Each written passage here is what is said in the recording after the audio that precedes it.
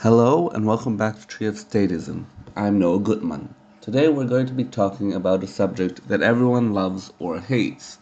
Either way, they have strong opinions on it if they care about economics. Um, I was looking for a certain quote that I didn't quite find, and I heard it second hand in the first place. However, I thought would be a nice place to start. At some point, some feminist once said that solid mechanics is well studied because men get solid while women leak fluids. This is, of course, a silly quote.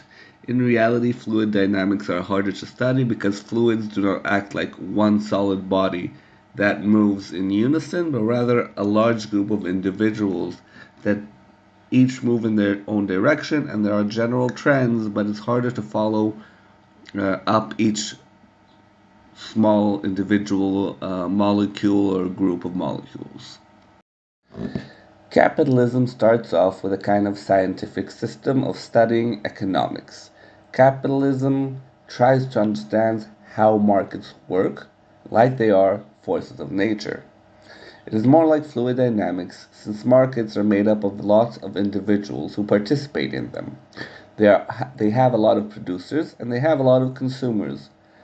And this field is studied into macroeconomics and microeconomics to study the markets on different levels.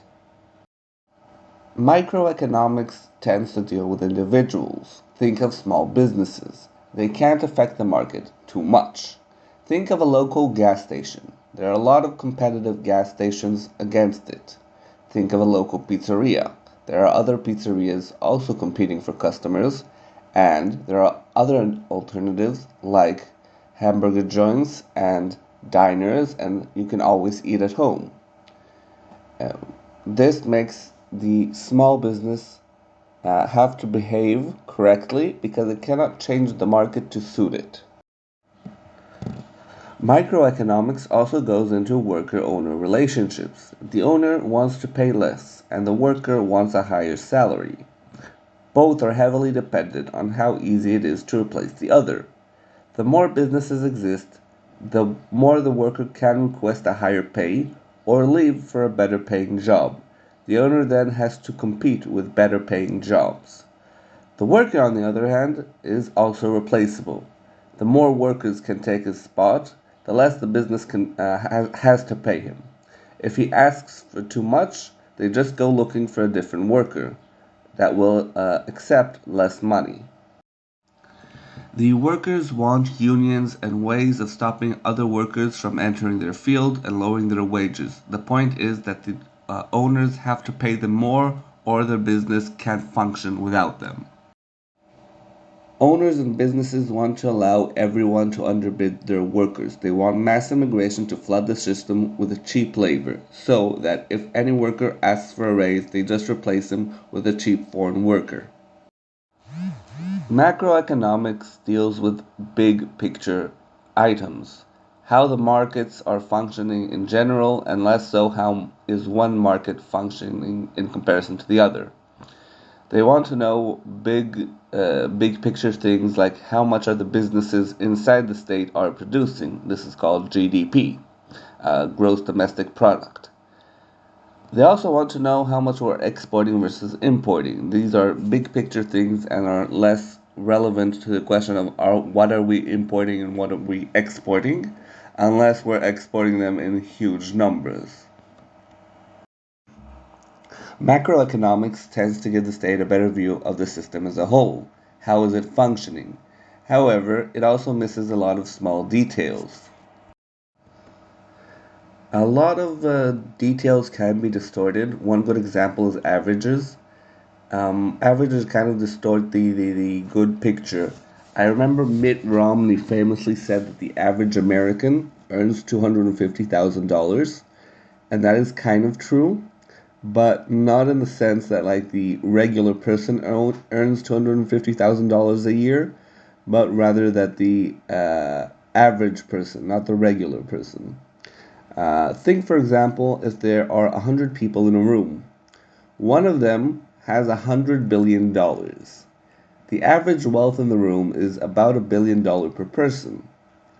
This is despite possibly a lot of them being not that rich and only one person actually being super rich. This also does not document the one of the other problems with the macroeconomics is does not document unpaid work. If you fix your car, you now own more wealth because your car is better. But no exchange of money has existed, so there's no way of documenting it. One famous joke about amongst economists is that if you marry the maid, it is bad for the economy. She still cleans your house, but there is no exchange of money to document it.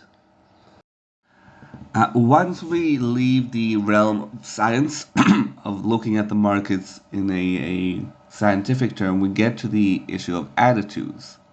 The general rule is that capitalism says try not to disrupt the system too much. There are costs and benefits to every change. Let the markets sort themselves out. The criticism against it is that they can collapse and it takes time to sort them out. So, for example, we can't have a year long recession while the markets sort themselves out. People are fired, new people are hired, new plans are made, people take time to be hired and trained. The market does sort itself out, but it takes a while. The system can lead to also unwanted economic realities. It does not try to affect the system so much, and whatever we get, we kind of get. There can be a lot of disparity between rich and poor, there can be bad behaviors. We get what we get.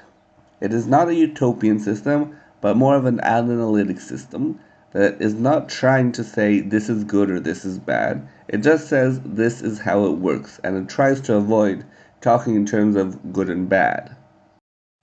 Mercantilism is a similar system that has a different attitude and says interfere minimally to help the local economy. The state can subsidize or place tariffs on foreign goods to make local goods and products cheaper and more affordable.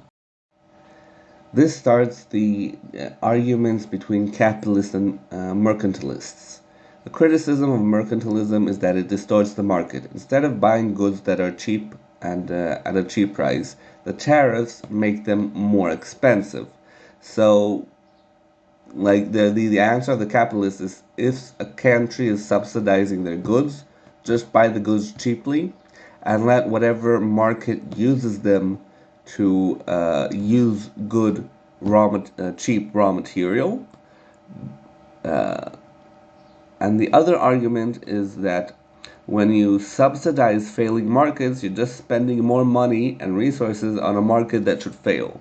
That is to say, if your auto industry is not producing good cars, you shouldn't subsidize it to make them continue making bad cars. You should let them fail and let the workers go and work in different companies and just like build a different company instead of taxing other companies to subsidize a failing industry. The criticism of tariffs is also that they start trade wars. Uh, Placing tariffs on goods can be done by other countries as well. This is to say, if we place tariffs on, let's say, Chinese goods, China can place tariffs on your goods. This makes it harder to export your goods to other countries. Free trade agreements are seen kind of like economic peace treaties, like trade peace treaties instead of trade wars.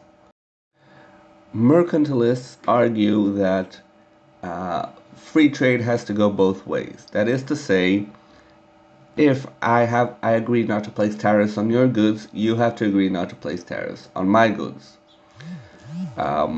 If I don't subsidize my things, you have to not subsidize your markets.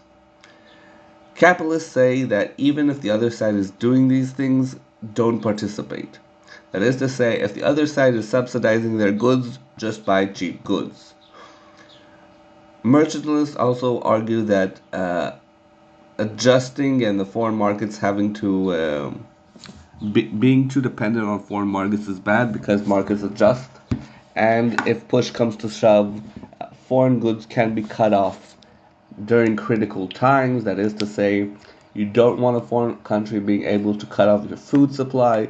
You don't want a foreign country cutting off your metal and iron and steel industries during a time of war when they're trying to produce weapons.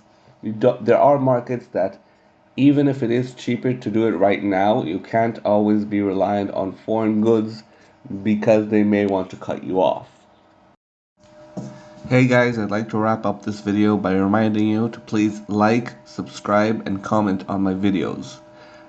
All these things really help me out with the algorithm. If you have criticisms or think I can improve, comment. I'd like to get some feedback. And watch my other videos as well. If you like them as well, do the same over there. And if you really want to help me out, if you really want to take interest, you can always buy my book. It's on Amazon. And Capistan by Noah Goodman.